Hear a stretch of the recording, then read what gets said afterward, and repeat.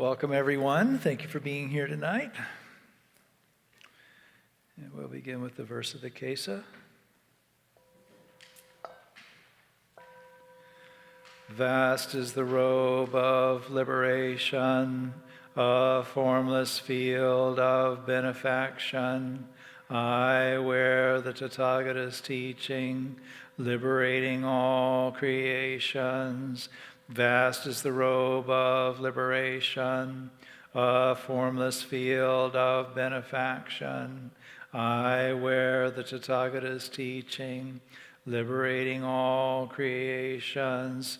Vast is the robe of liberation, a formless field of benefaction. I wear the Tathagata's teaching, liberating all creations. We're going to change that line to freeing all creations. Is that what it says on yours? Okay. It's wrong on mine. No. I made a mistake on the version with the complete prayer on it. Got to have atonement. All evil karma ever committed by me since of old, on account of my beginningless greed, anger, and ignorance, born of my body, mouth, and thought, now I atone for it all.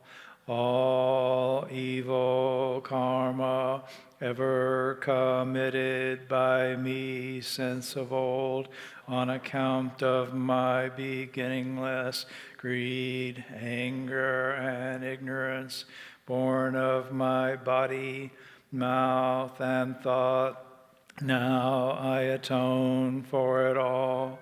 All evil karma ever committed by me since of old, on account of my beginningless greed, anger, and ignorance, born of my body, mouth, and thought, now I atone for it all. Please stand.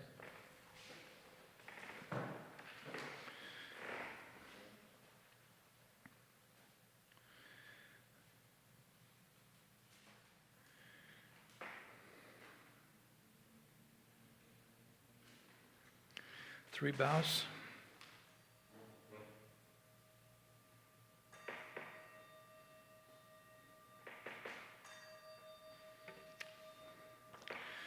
The fragrance of this incense invites the awakened mind to be present with us. It fills our sacred space, guards our minds from wrong thinking. The fragrance of this incense unites us with virtue, mindfulness, and wisdom. We offer it on behalf of all beings. You can be seated.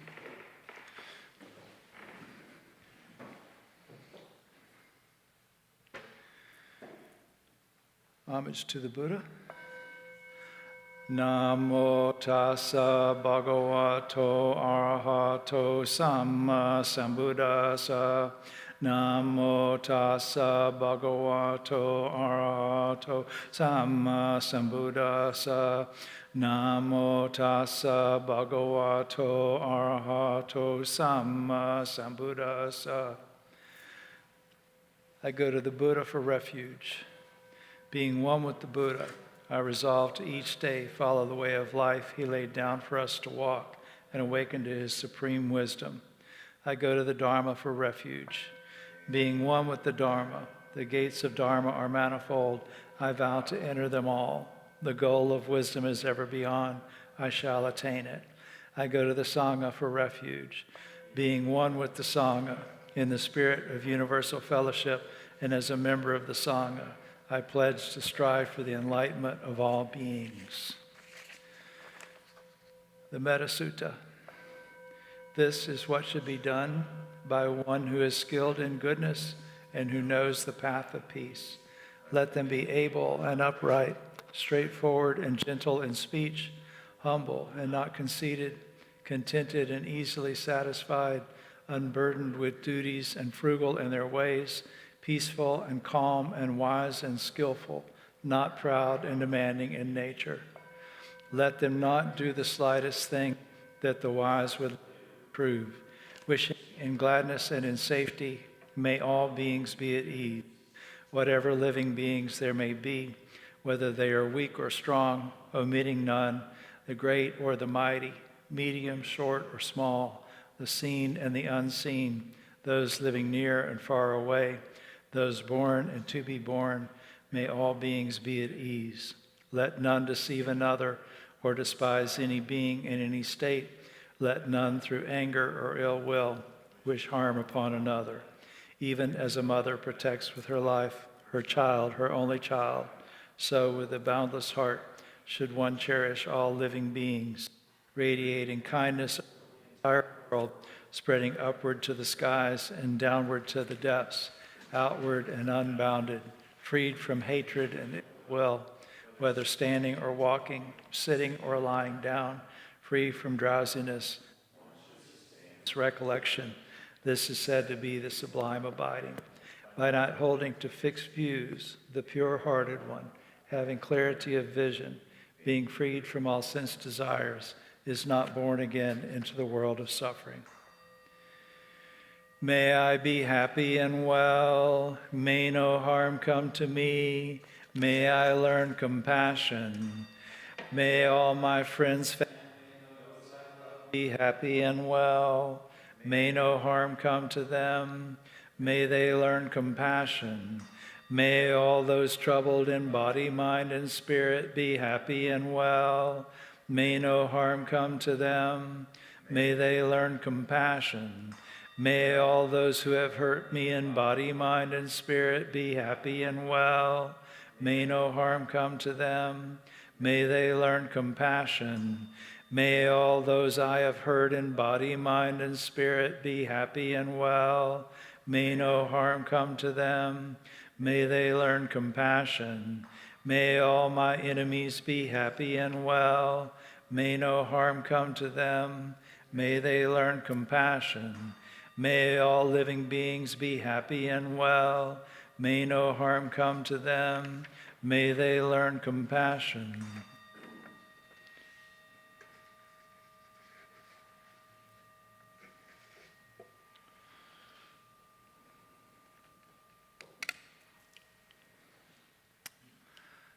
I tried something different with the mic tonight and it didn't work. It's okay. So we're going to do a guided meditation this evening.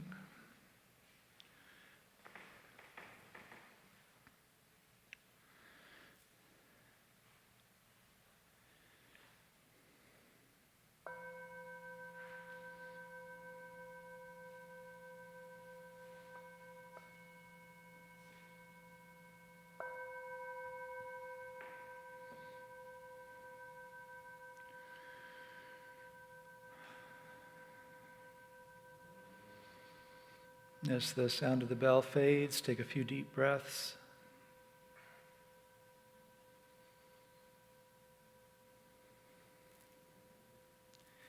Belly nice and soft, so your lungs can fill and empty completely with each breath.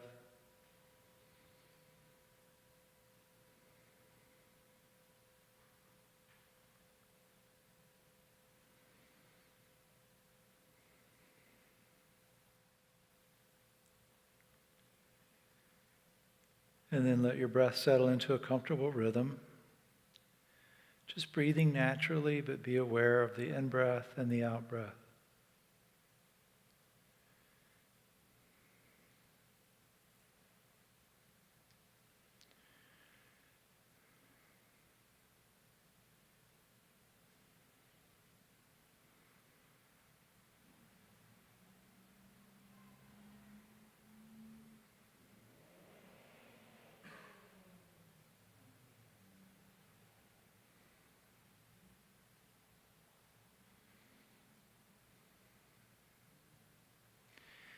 And we'll do Tonglen tonight, so that's sending and receiving. We're going to receive the stresses, the difficulties that we encounter, and return compassion, transforming suffering with compassion.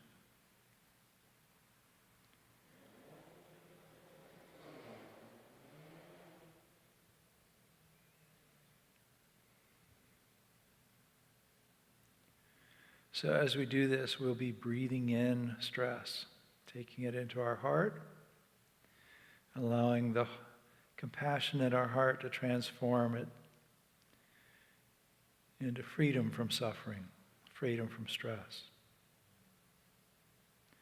Let's begin by cultivating goodwill for ourselves and all beings. So thinking to yourself, may I be happy.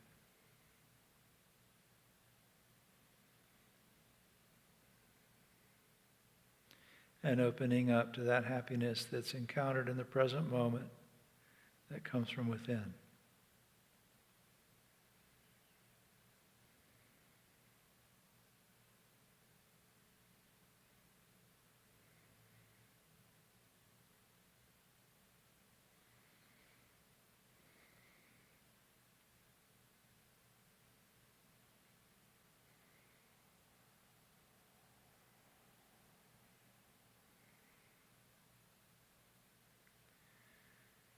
May I be free from animosity.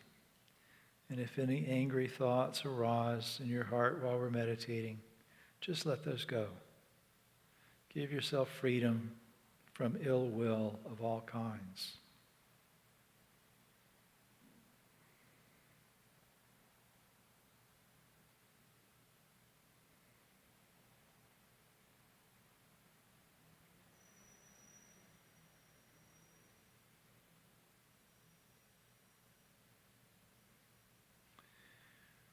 May I be free from stress and affliction.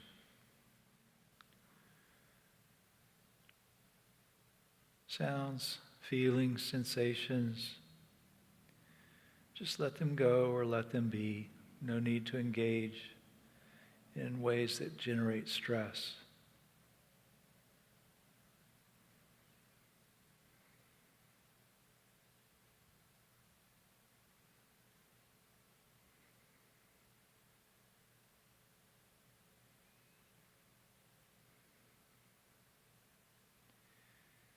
And then extend this goodwill to all beings. May all beings be happy.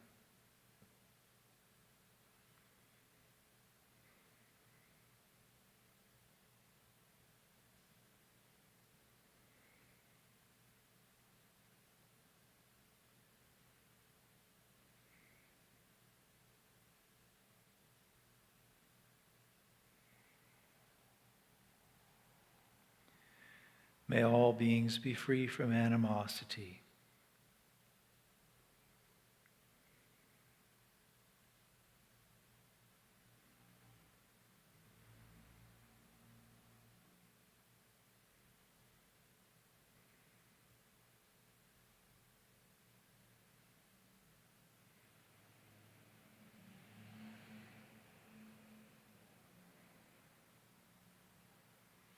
May all beings be free from stress and affliction.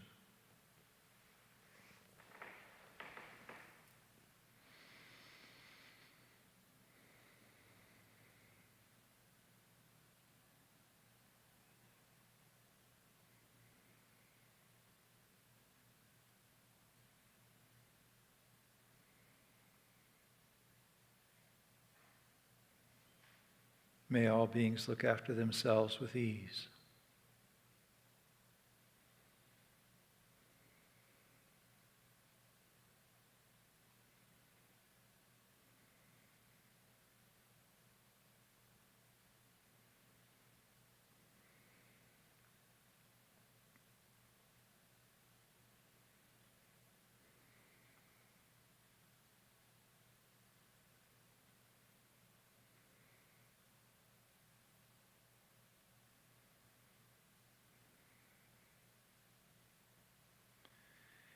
And think of your loved one. Could be a parent, your child, spouse, teacher who's shown you great kindness,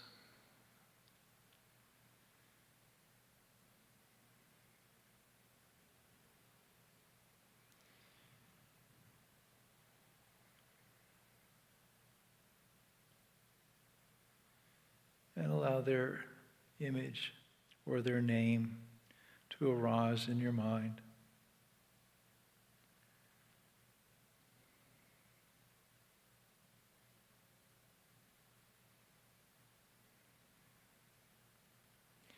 And be aware of some of the stresses and difficulties that they experience. And maybe everything's going okay for them now, and that's great. But being human, they will experience losses, illness, old age.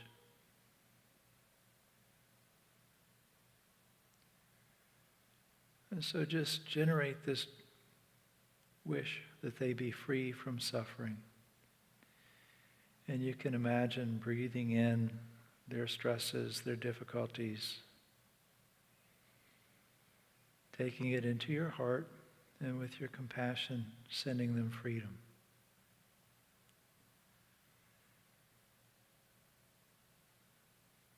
So maybe you know that they've been sick. Send them wellness.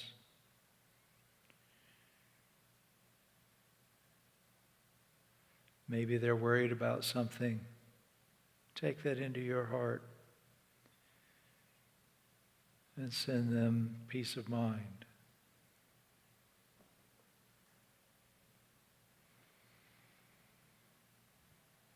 And if it's helpful, you can think of their stress as like a smoke or a darkness or something like that. And the compassion that you extend to them as a white light or a warmth.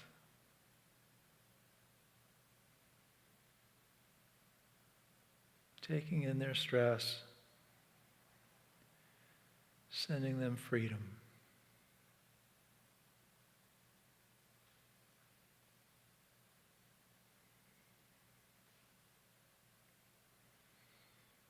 And you can use the phrase, if you'd like, as you breathe out, thinking, may they be free from suffering.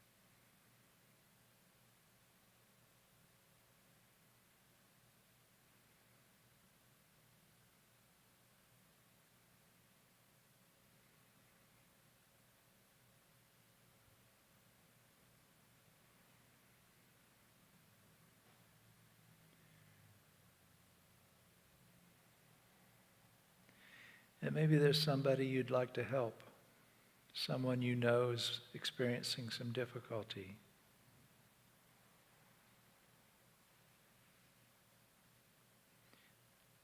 You can think of their name or visualize them. And think of the stress they're experiencing. And use this same wish. Breathing in their stress, their worry, their grief,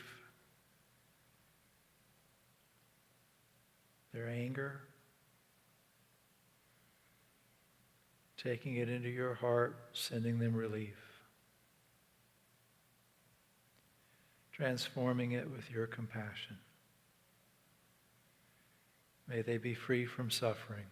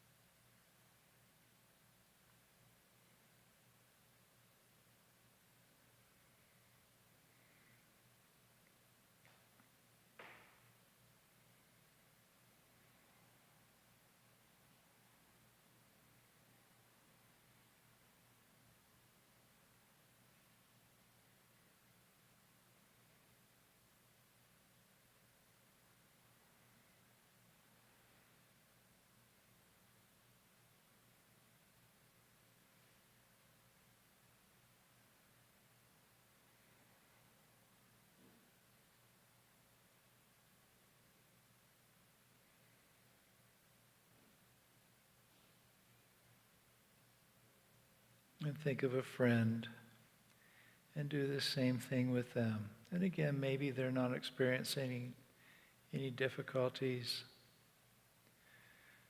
but being human, they will. So just wish them freedom from that. With your friendship, send them compassion. May they be free from suffering.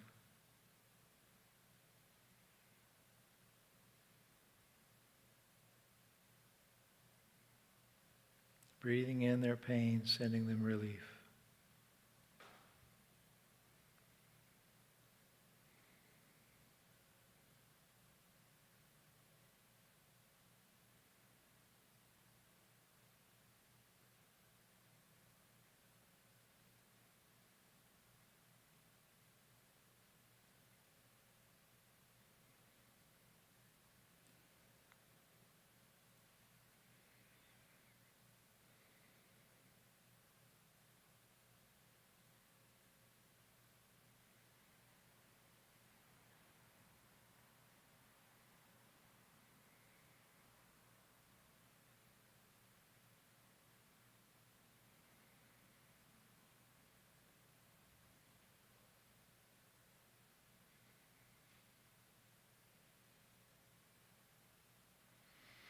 And maybe there's somebody you're not getting along with.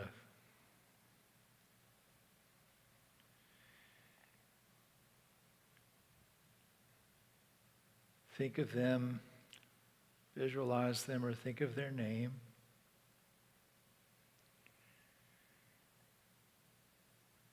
And a lot of the time we sort of want the people we're not getting along with to suffer. But that doesn't help them or us. And it's helpful to recognize that the difficulties we're having with them are a form of suffering that they're experiencing also. That when people are adversarial, it's usually an unskillful effort to deal with their pain, their suffering, their stress, or to try to achieve happiness and just not doing it very well.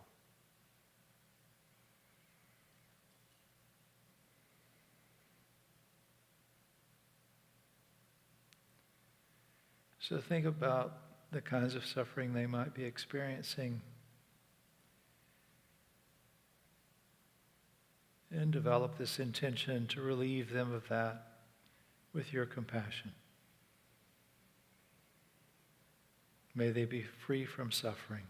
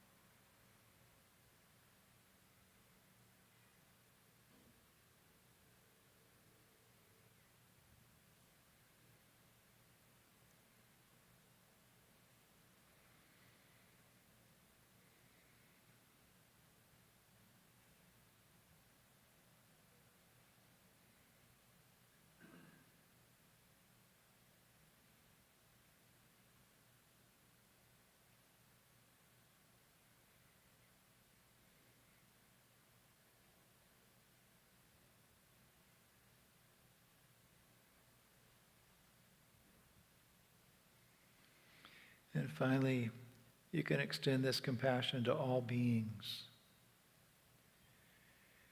Think about the kinds of stress, birth, death, illness, old age, separation from that which we love, association from that which is unpleasant.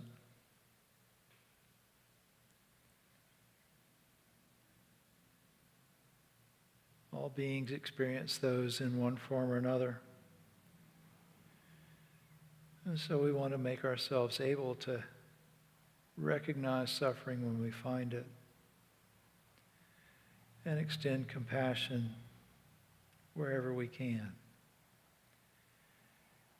May all beings be free from suffering.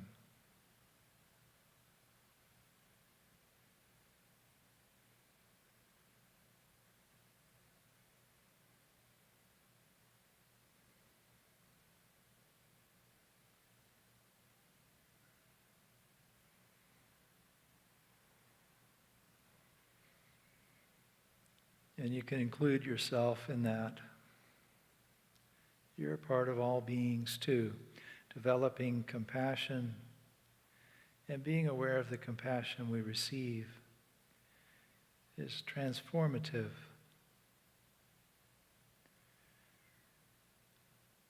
Compassion liberates us. Our compassion also liberates us. May all beings be free from suffering.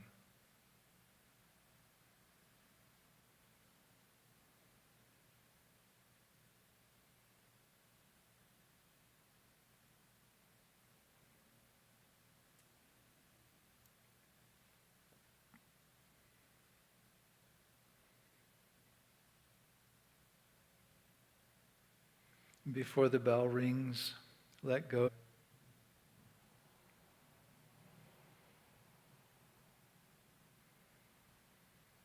Breathing freely, peacefully, naturally.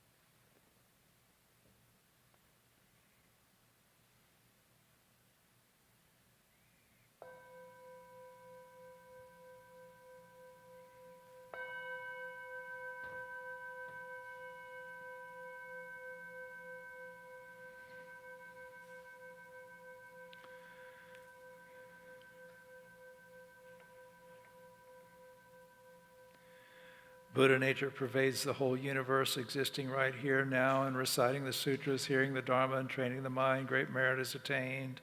We dedicate this merit to the great Master Shakyamuni Buddha, the all-pervading and everlasting three treasures, to the 16 guardians and all protectors of the Dharma and their relations throughout space and time, to all ancestors of this Sangha and all beings in the Dharma world.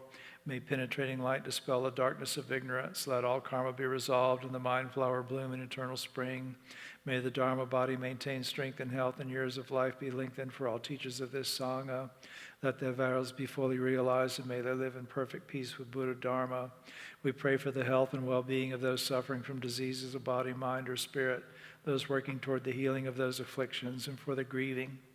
We pray for those suffering from violence, for those living in oppression, for all who are imprisoned, and for all refugees. May they be serene through all their troubles, and may we realize the enlightened way together.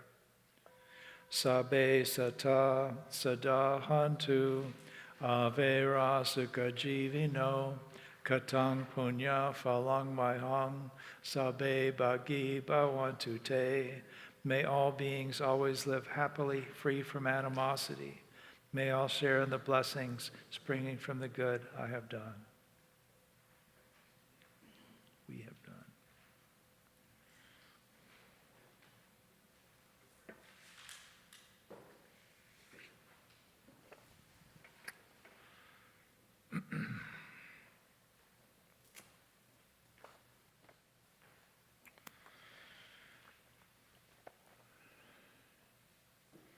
So, a couple of weeks ago, I guess it was, I mentioned Ukraine, and we talked about that a little bit. And I got some comments from people watching on YouTube, sort of thankful for that. And so, the situation continues and the conversation continues to happen. Things keep coming up. And you might have noticed this, so I actually had forgotten this was here until tonight. So Sunday, this got pinned on me Sunday morning. Sunday afternoon. So I was in Palatka.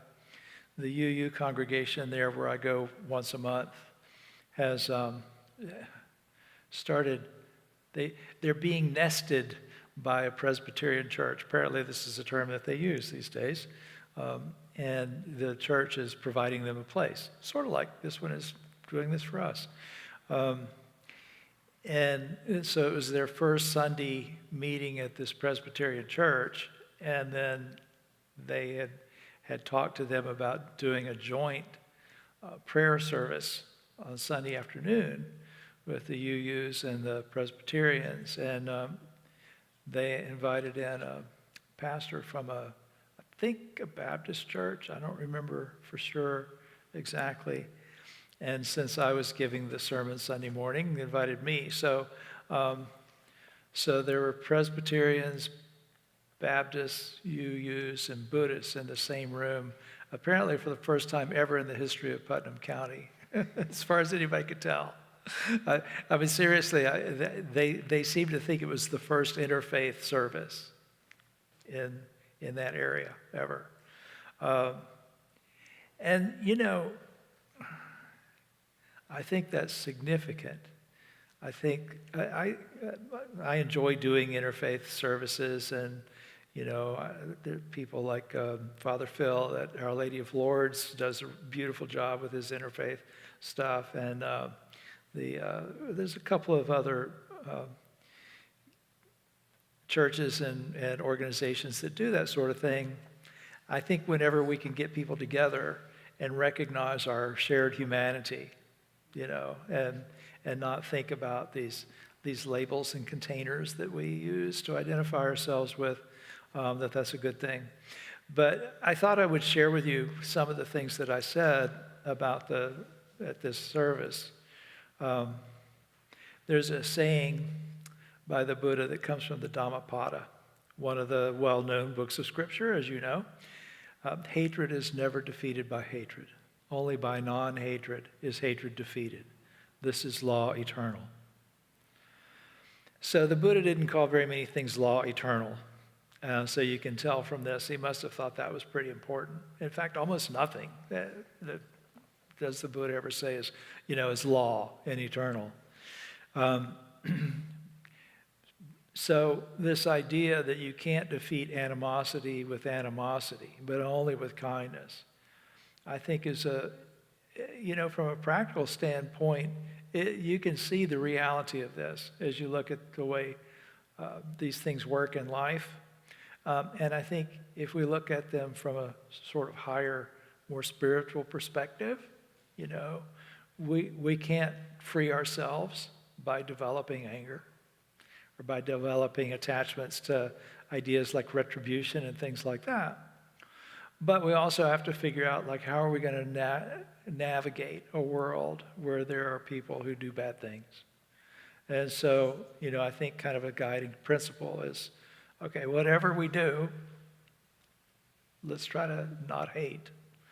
So being in solidarity with the people of Ukraine and participating in vigils and things like that, I think are good steps toward building a culture of non-hatred. And, everybody I talk to just about at some point brings up Ukraine. We've seen terrible violence being suffered, and our hearts reach out to them. But, we sort of need to be a little bit beyond, need to take into consideration the fact that there's suffering all over the world, not just in one place. And this happens over and over again. But part of our responsibility as spiritual practitioners is to be oriented toward working for peace on every level, I think. And so something like this can be a first step toward that. So violence and oppression and suffering exist in many places in the world, and there's a need for people to dedicate some parts of our lives toward building peace. And that's always, people always ask me, what can I do? Well, if you think about setting aside some of your energy to building peace, then what does that look like? humans are good at building things. If we can build a skyscraper or a city or a space station, we ought to be able to build peace. And so, there's a lot to be done in that effort, but you have to think ahead about it a little bit. You have to do some planning. A city is not just a bunch of houses and stores and office buildings. You can't just plunk down bricks and mortar at random, right, Neil? That's right. You kind of have to think about, in order, if you want a functional city, you've got to think about things like urban design and infrastructure and those kinds of things. And as important as they might be and as healing as they can be to us and to our communities, peace really can't be built from just goodwill and prayers. And it won't result from just fighting fires as they pop up around the world. So violence takes different forms, and these different forms support one another. So there's direct violence, which is what we're seeing on the streets of the Ukraine, tanks and bombs and those kinds of things. That's about as direct as violence can get. But there's also structural violence, governments and legal systems and things like that enable, that allow and enable oppression of one group by another. And then there's cultural violence, attitudes and behaviors that are carried down from generation to generation that perpetuate the dehumanizing of people because they look different from us, or they worship differently than we do, or they identify differently than we do. And so to build peace, we need to be aware of all of those things. We can't just pass certain laws. We can't just lock certain people up. We can't, we have to look at where all of these things arise and how they support each other. If we have a culture that permits hatred, then these things are always going to come back. So as citizens of the world, we can pray and things like that. We can offer our presence. We can bear witness. We can donate to relief efforts and take in refugees when the time comes. I see Stetson is going to do that. And encourage others to do likewise. But then I hope, recognize that this pain exists in many places, even in our own neighborhoods. And so be aware of it when we see it and work to end it when we encounter it. So, in 1989, the Dalai Lama received the Nobel Prize for advocating peaceful, I'm quoting from what the committee said, for advocating peaceful solutions based upon tolerance and mutual respect in order to preserve the historical and cultural heritage of his people. So when he accepted that prize, he talked about the suffering that the Tibetans had experienced, and he expressed gratitude for the outpouring of support for them by the rest of the world. But then he said that as a Buddhist monk, his concern extended to all members of the human family and indeed to all sentient beings who suffer. So not just the Tibetans, as grateful as he was for this and as important as that was to him, but to all beings that suffer, which is all beings. And he said, I believe all suffering is caused by ignorance. People inflict pain on others in the selfish pursuit of their happiness or satisfaction. Yet true happiness comes from inner peace achieved through the cultivation of love and compassion and the elimination of ignorance, selfishness, and greed. And he said that the problems that he was talking about in this speech, violent conflicts, destruction of the environment, hunger, which are all still with us 30 years later. But he pointed out that those are human-created problems and that they can be resolved through human effort, he thought, if we just cultivate this sense of universal responsibility and for one another and for the planet that we share. So I think, following from what he said, that the most critical factor in peace building from the individual point of view is to do that construction that begins in our hearts. Doing things like the meditation we just did, to develop compassion for others and things like that.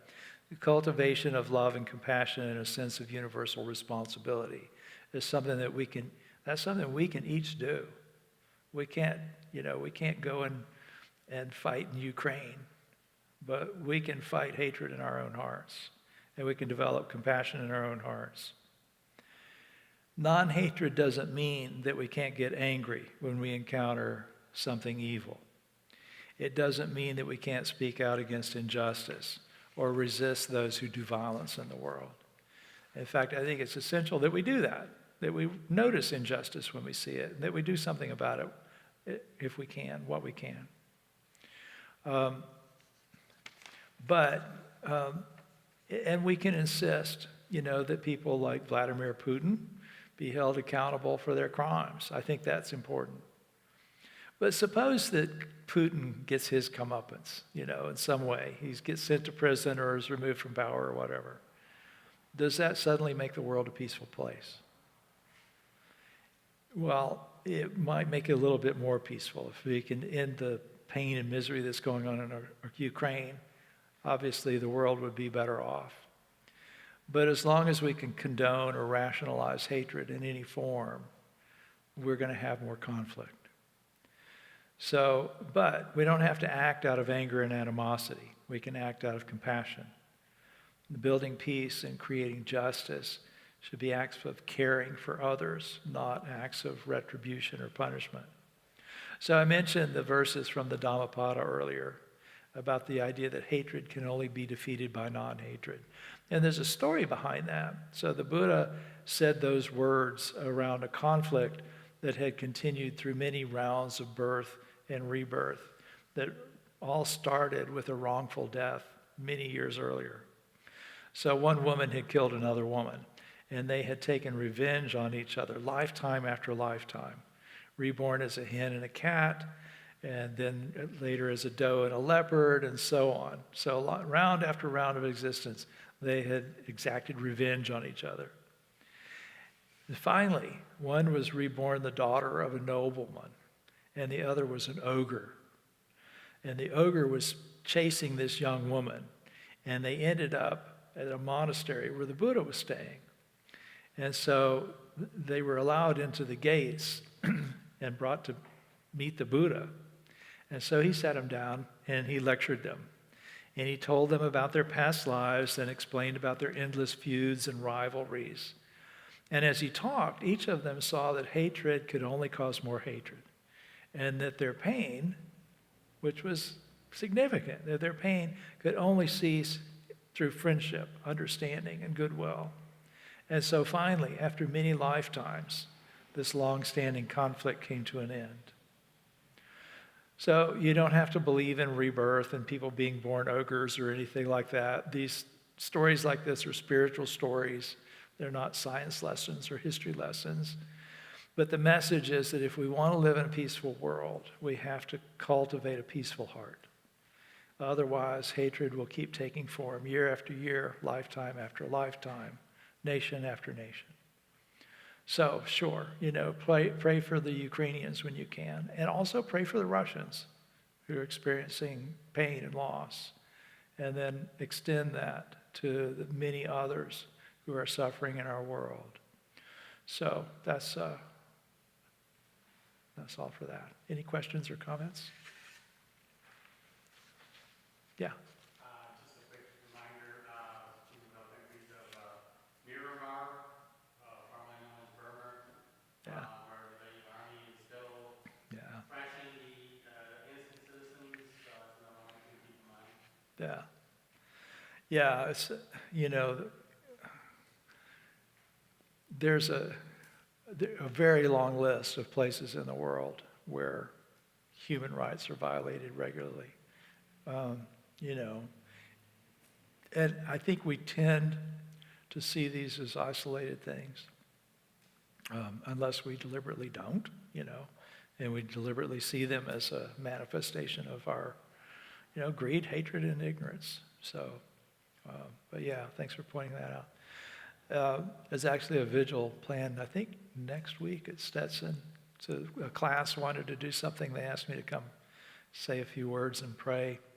And they had a list this long of places where there's things going on, Syria and, endless number of places, including here, so thank you. Anything else?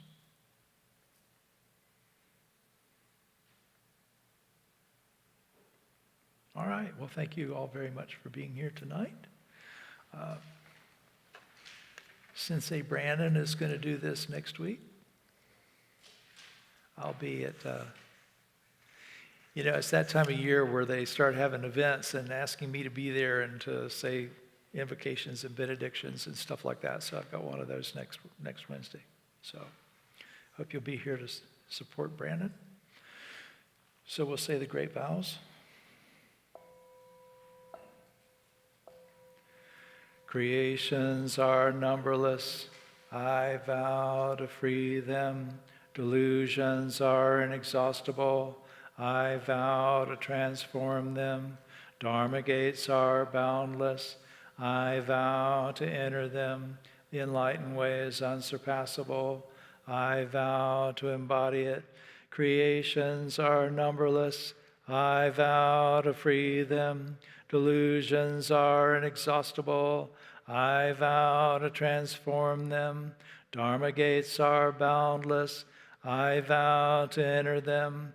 The enlightened way is unsurpassable, I vow to embody it. Creations are numberless, I vow to free them. Delusions are inexhaustible, I vow to transform them. Dharma gates are boundless, I vow to enter them. The enlightened way is unsurpassable, I vow to embody it. Friends, I respectfully remind you, life and death are of supreme importance. Time swiftly passes by and opportunity is lost. Each of us must strive to awaken. Awaken, take heed, do not squander this life.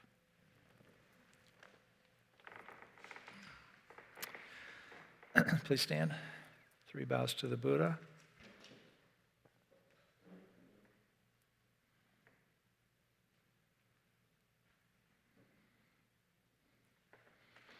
Teacher. Each other.